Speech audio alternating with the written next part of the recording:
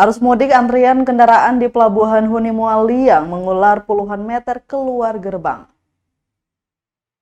3 hari menjelang Lebaran 2023, tumpukan kendaraan memadati Pelabuhan Huni Mualiang Rabu 19 April 2023.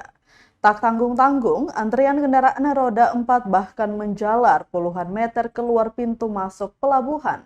Pantauan tribunamon.com di lokasi sekitar pukul 10 pagi, antrian kendaraan roda 4 mencapai 40 meter dari pintu masuk.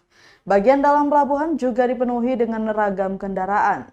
Tak hanya roda 4, antrian padat juga terjadi di roda 2. Salah seorang pengendara, Bambang, mengatakan sudah mengantri sejak pukul 6 pagi. Diakuinya antrian kendaraan sudah berlangsung selama berjam-jam.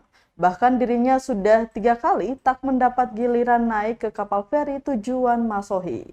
Sebelumnya, Tribuners, peningkatan penumpang diakui Supervisor Penanggung Jawab Pelabuhan Hunimua, Imran Marasabesi.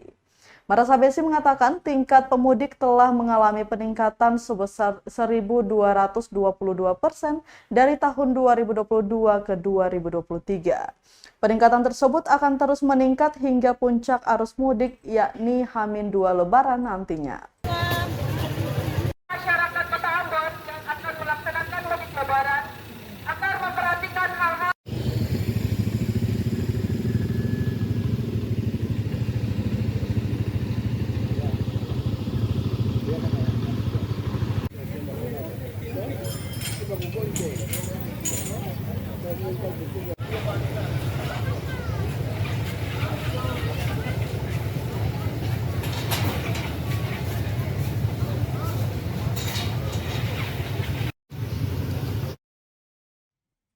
Terima kasih sudah nonton.